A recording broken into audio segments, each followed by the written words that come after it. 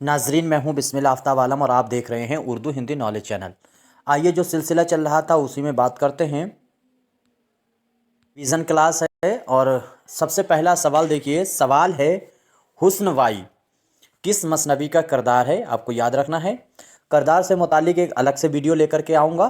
तब तक जो इम्पोर्टेंट किरदार आपके सामने आते हैं उनको तो ज़रूर याद रखिएगा। तो जिस बच्चे ने आंसर दिया होगा सहरुल बयान, बिल्कुल आंसर सही है। हुस्न वाई ही है जिसको बद्र मुनीर मुजरा करने के लिए बुलाती है। यह आपको ये याद होगा, कहानी आपको मालूम है। अगला सवाल है, सरगुज़िश्त गालिब और रूह गालिब ये दोनों किताबें किसकी हैं? रिवीजन क्लास है इसलिए फटाफट जवाब देते चलेंगे। आप चारों ऑप्शन देख लीजिएगा, उसके बाद जवाब दीजिएगा। कोई क्वेश्चन गलत होता है ज़रूर बताइएगा। जिस बच्चे ने जवाब बी दिया है, मोइनुद्दीन कादरी ज़ोर, उन्हीं की ये दोनों किताबें हैं। गालिब का ज़ौक़ तमाशा है, गालिब का ज़ौक़ तमाशा, या इसके अलावा और भी इस तरह की जो गालिब पे लिखी गई किताबें हैं उनको आपको अलग से याद करना है। अगला सवाल है, दर्जा झेल में से जदीदियत का बानी कौन है? उम्मीद करता हूँ सभी का आंसर सही होगा। मैं एक बार फिर कहता हूँ कि क्वेश्चन कोई गलत होता है ज़रूर बताइएगा। मैं आपका बेहद शुक्रगुजार रहूँगा। कोई मशवरा है तो 63 86 492 279 पे दे सकते हैं।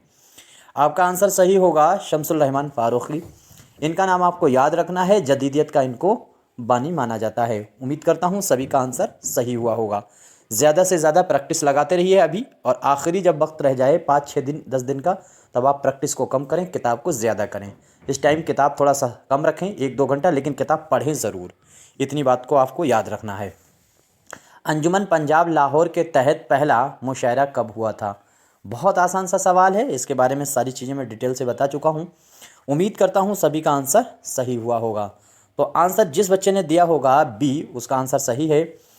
30 मई 1874 को पहला मुशायरा हुआ था। अंजुमन तहत के जो थी उसके तहत पहला मुशायरा हुआ था। बुनियाद इसकी जबकि 65 में 1865 में ही पड़ गई थी। बहुत इंपॉर्टेंट ये सवाल है, गालिब एकेडमी का क़याम कब और कहाँ हुआ है?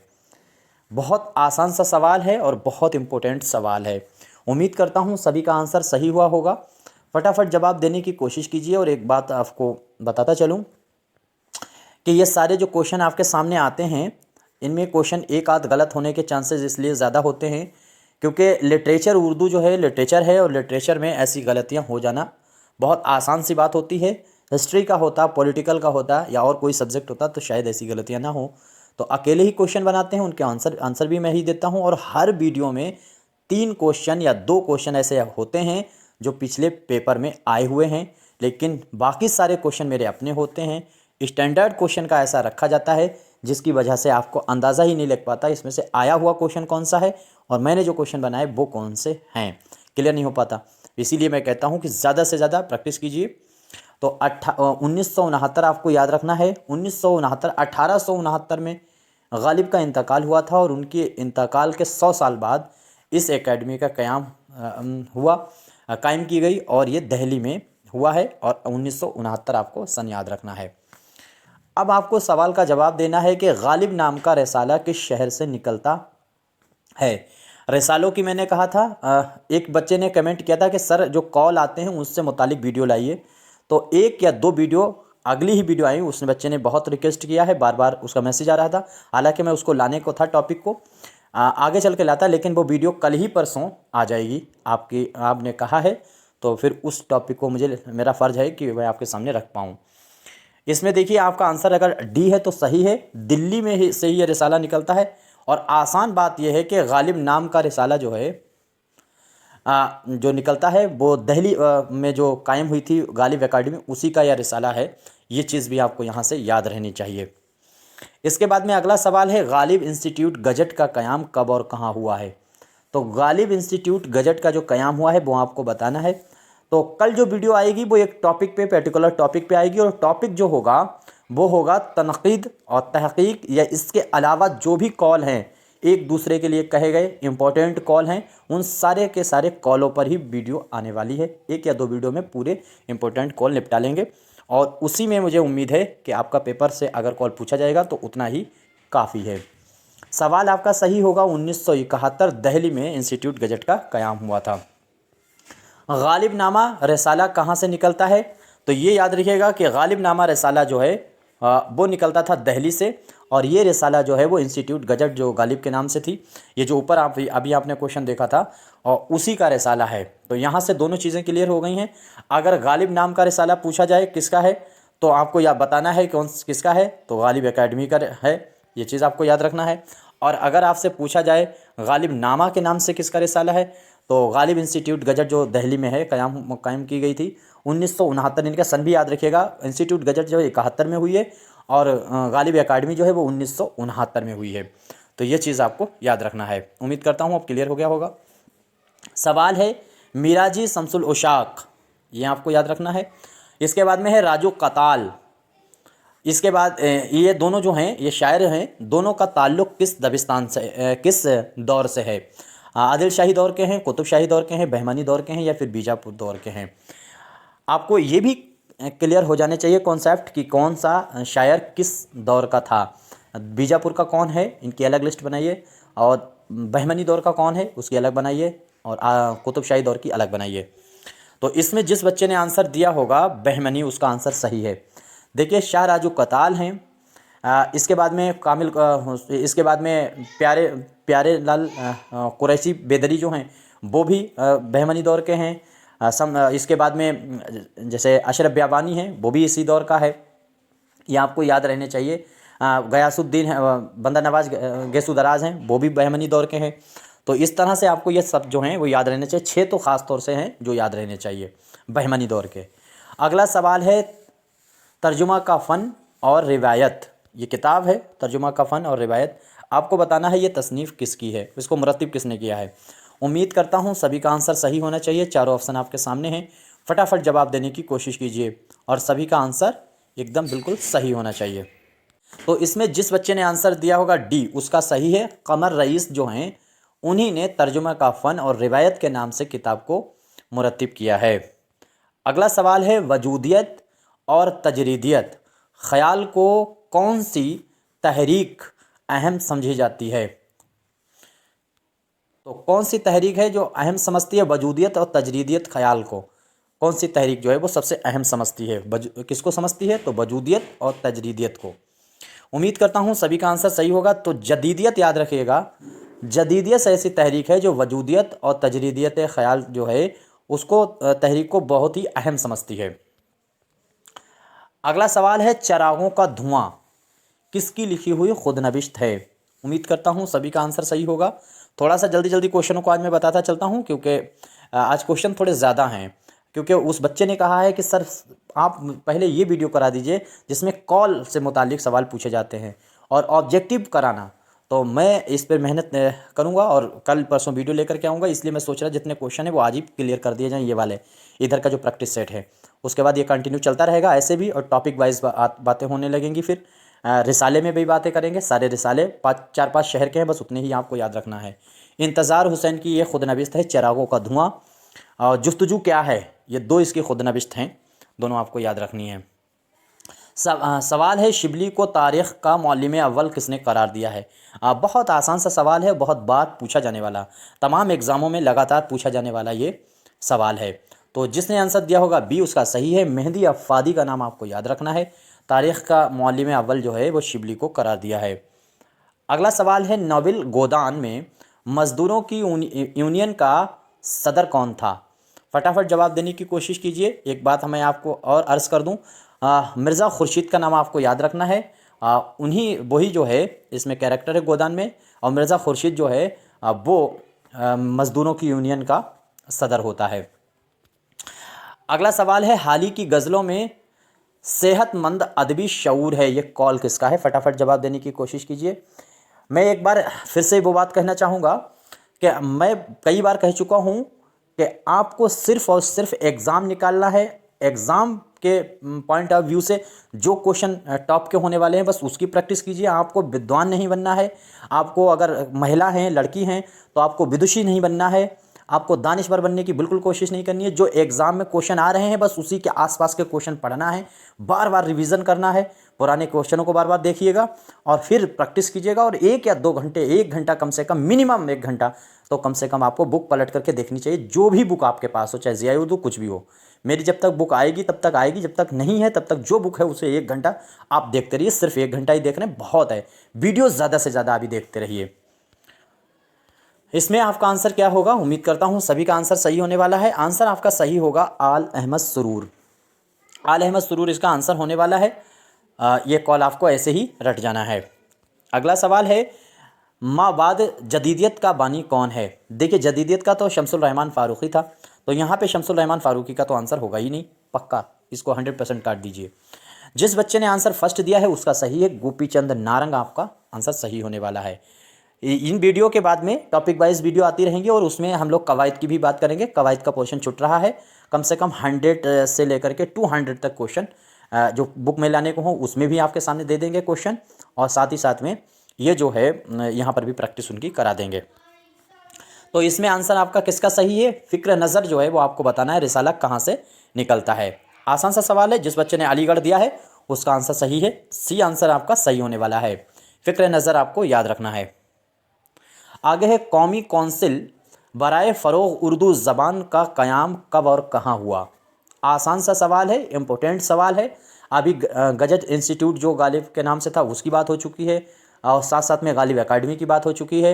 अब ये बात हो रही है कौमी कौंसिल बराए फ़रोग़ उर्दू ज़बान।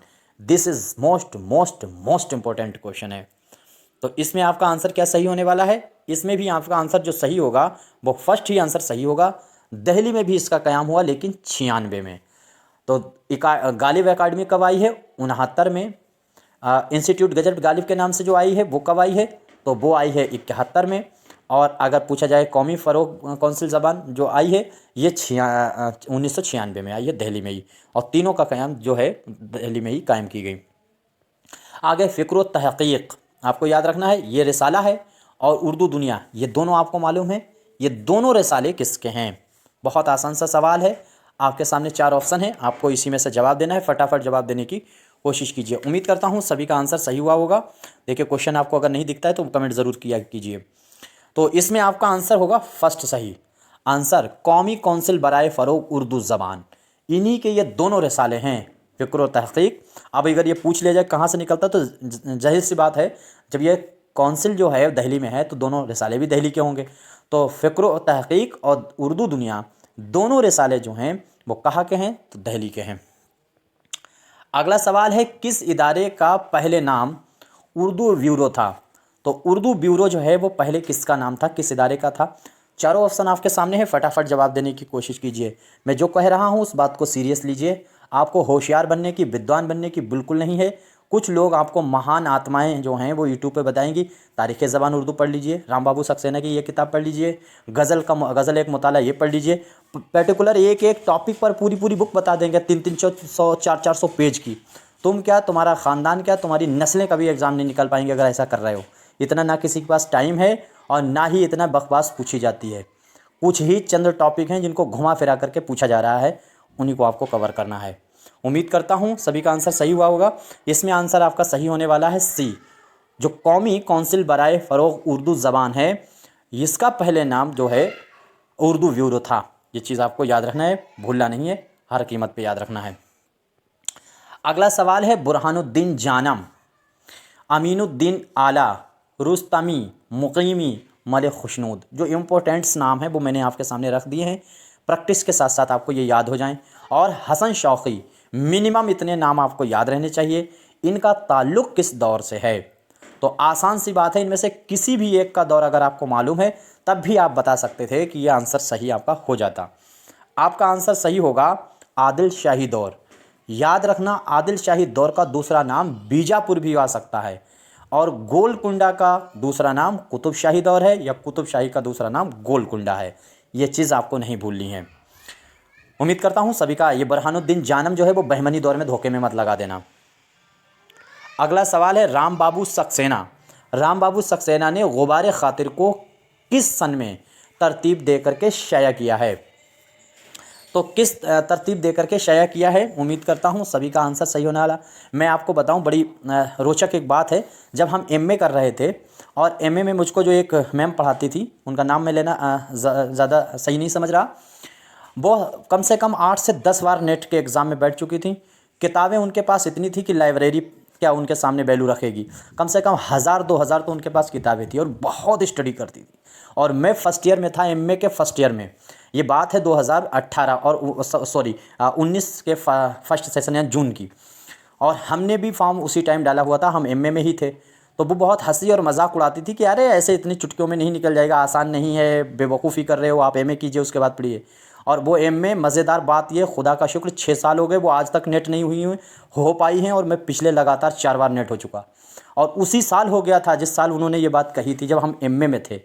तो मैं ये बात क्यों कह रहा, मैं इसलिए नहीं कह रहा कि मैं बहुत होशियार हूँ, बस ये कह रहा कि आप थोड़ी सी कोशिश कीजिए और एग्ज़ाम में जो पूछा जा रहा है वो पढ़ने की कोशिश कीजिए। बहुत ढेर सारी किताबें नहीं रखिएगा, सिर्फ एक ही किताब आप रखिएगा।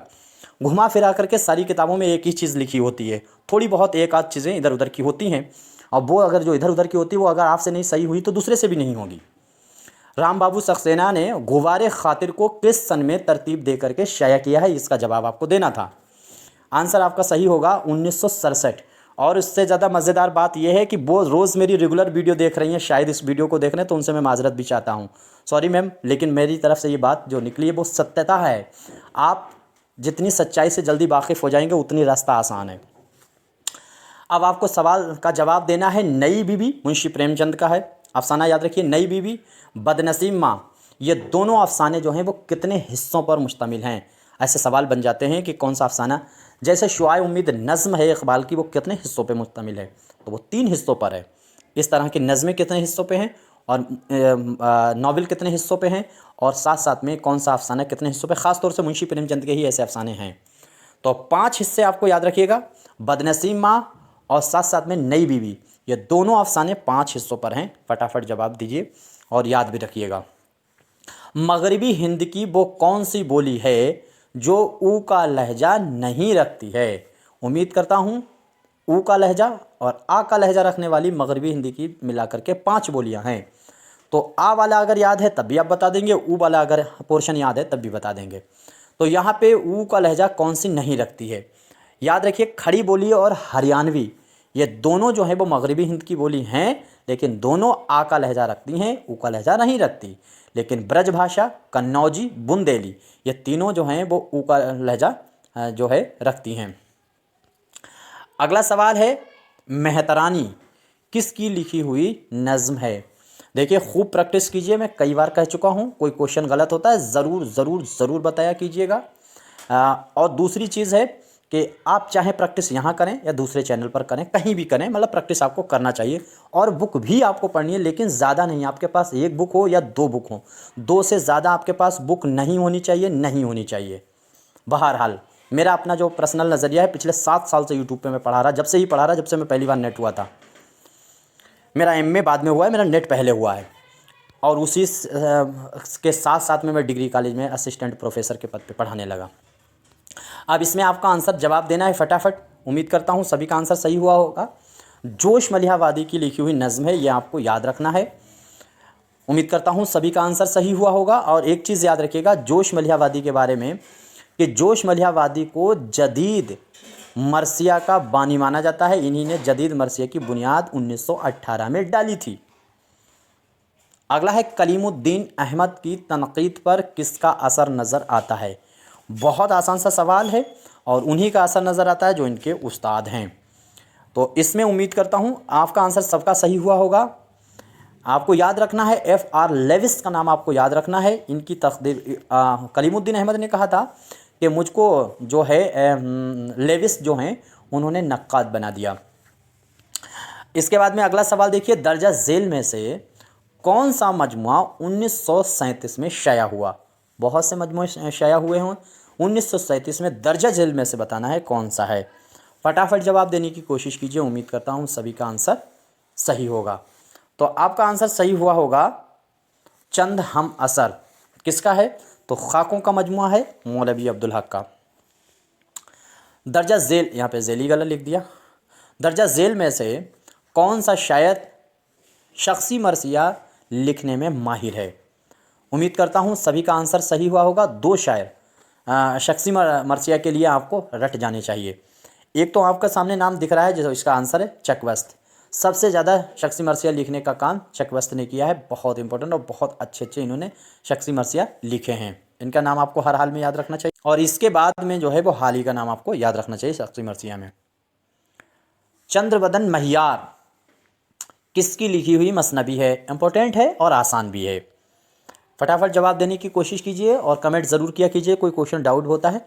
63 86 492 279 मेरा नंबर है, उस पर आप कमेंट कर सकते हैं स्क्रीनशॉट लेकर के। तो इसमें आपका आंसर सही हुआ होगा बी। मुकीमी का नाम आपको याद रखना है।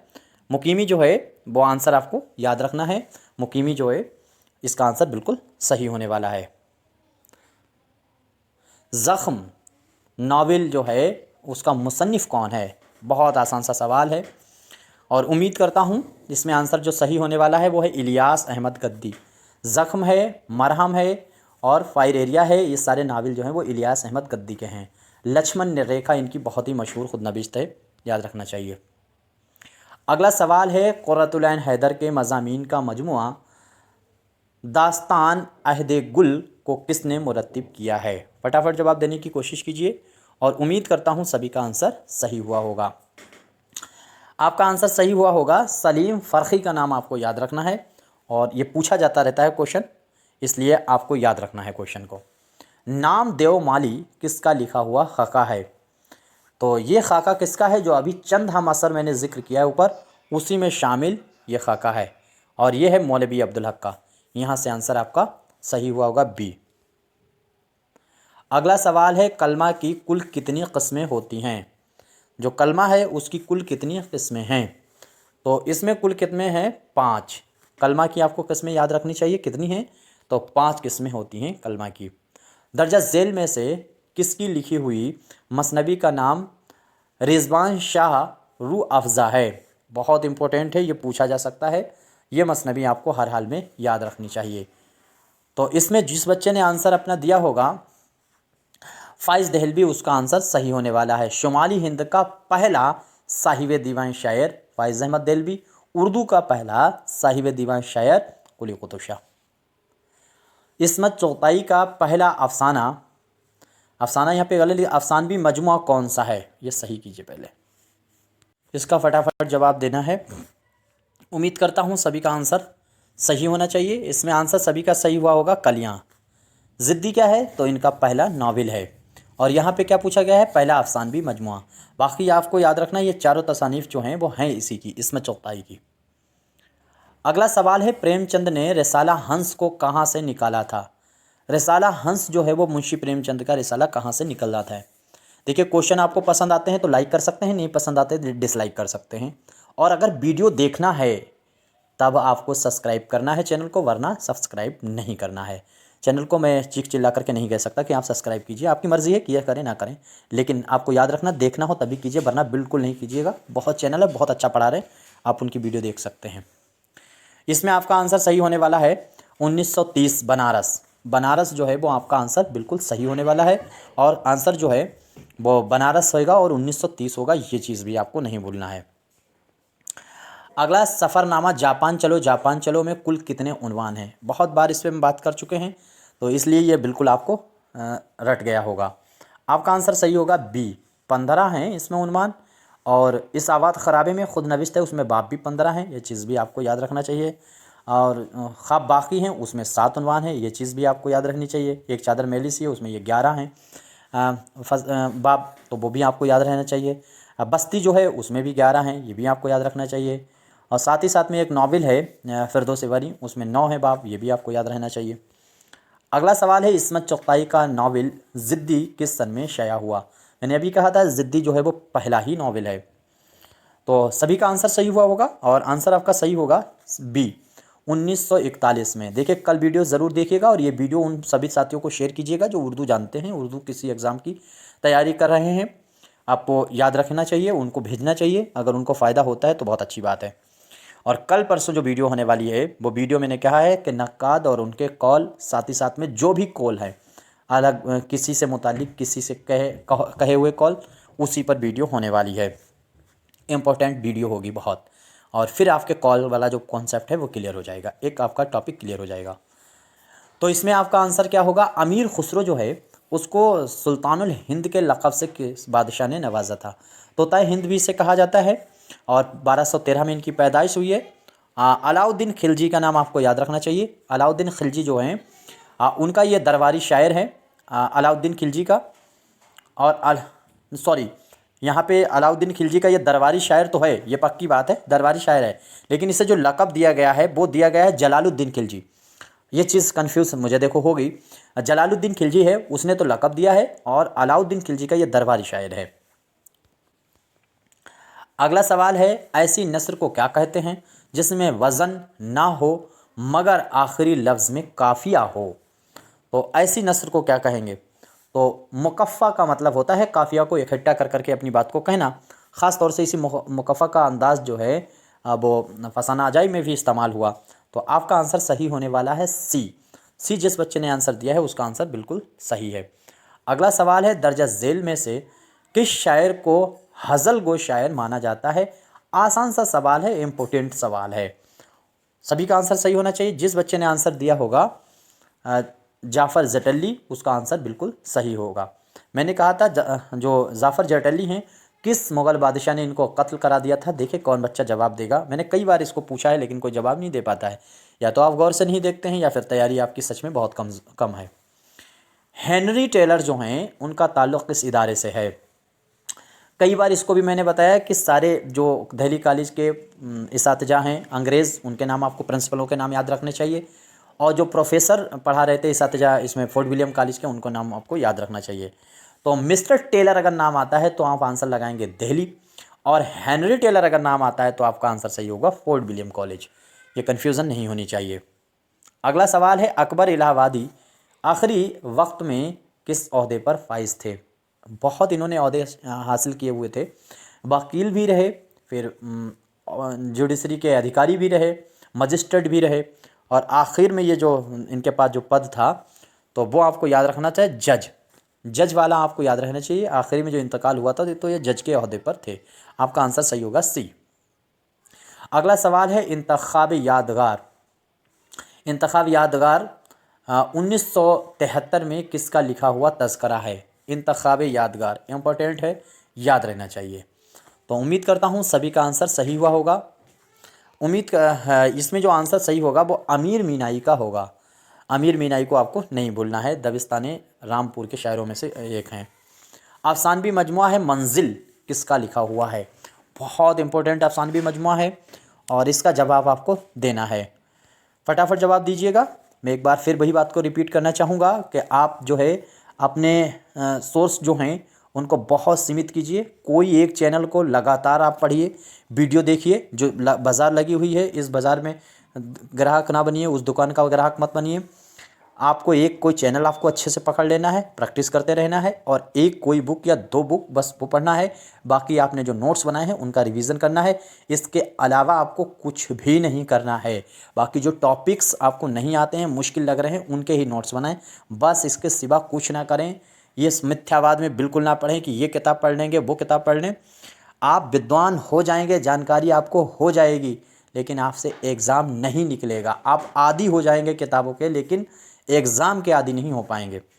अली सरदार जाफ़री का नाम आपको याद रखना है। अफसानवी मजमुआ मंजिल इन्हीं का लिखा हुआ है, उनकी लकीर भी इन्हीं की तसनीफ़ है। अगला है, पिघलता नीलम जो है वो किसका शेरी मजमुआ है? बहुत आसान सा सवाल है, और आंसर आपका सही होने वाला है सी। सज्जाद ज़हीर का नाम आपको याद रखना है। अगला सवाल है, मशहूर नज़्म जवां मर्द का काम जवां मर्दी का काम। तो जवां मर्दी का काम और इसके अलावा तस्ने नसीहत, ये दूसरी नज़म है यहाँ से। तो नसीहत और जवां मर्दी का काम, ये दोनों नज़में आपको बताना है किसकी हैं। मशहूर नज़में हैं, उम्मीद करता हूँ सभी का आंसर सही हुआ। ज़मज़म कैसरी आपको याद रखना चाहिए, इन्हीं की नज़म है। तो आपका आंसर सही हुआ होगा अल्ताफ़ हुसैन हाली। अल्ताफ़ हुसैन हाली का आंसर बिल्कुल सही होगा। आगे करीम चंद का अफसाना, यहाँ पे करीम चंद ही गलत लिख दिया है, प्रेमचंद होना चाहिए। प्रेमचंद का अफसाना है स्वांग कितने हिस्सों पर मुश्तमिल अफसाना है? स्वांग आपको बताना है कितने हिस्सों पर मुश्तमिल अफसाना है। आसान सा सवाल है और सभी का आंसर सही होना चाहिए। आंसर सही हुआ होगा 2। स्वांग जो है वो 2 हिस्सों पर मुश्तमिल अफसाना है। इसके बाद में अगला सवाल है, निगाह गफलत किसका लिखा हुआ ड्रामा है? निगाह गफलत, पर्दा गफलत और गोशाए गफलत, इस तरह के ये जो 2-3 तसानीफ़ें हैं वो आपको रट जानी चाहिए। मैं खुद ही इनकी प्रैक्टिस करा दूंगा, लेकिन आपको याद रहे तो अच्छी बात है। रिवीजन करा रहा हूँ पिछले 2.5 साल से लगातार यूपी-टीजीटी का ही एग्ज़ाम में पूरा कराने के लिए पढ़ा रहा हूँ। तो इसमें आपका जो आंसर सही होगा वो आंसर सही होगा पहला, तालिब बनारसी का नाम आपको हर हाल में याद रखना है। देखिए बराए मेहरबानी यहाँ पे जो चारों ऑप्शन दिए गए हैं इन सभी के कम से कम 2 या 3 ड्रामे ज़रूर ज़रूर ज़रूर पढ़ लीजिएगा टीजीटी वाले। इसके बाद में अगला सवाल है तिलस्म होश रुबा किसकी लिखी हुई तसनीफ़ है? मसनवी है और सभी का आंसर सही होना चाहिए। तो इसमें जो आंसर सही हुआ होगा जिसका बच्चे का, वो मोहम्मद हुसैन जा। नाम आपको याद रखना है, 2 लोगों की लिखी हुई है, लेकिन आपको इसका नाम हर हाल में याद रखना है। तो यहीं तक क्वेश्चनों पे बात मैंने करनी थी जो आपके सामने कर ली है। कोई क्वेश्चन गलत है ज़रूर बताइएगा, साथियों को शेयर कर सकते हैं, कोई मशवरा है दे सकते हैं। 6386 492 279 मेरा नंबर है। और साथ ही साथ में आपको जो है अगली वीडियो को आना है और बहुत अच्छे से 1-2 बार देखना है। बहुत इंपॉर्टेंट, मोस्ट इम्पोर्टेंट वीडियो आने वाली है। शुक्रिया, धन्यवाद।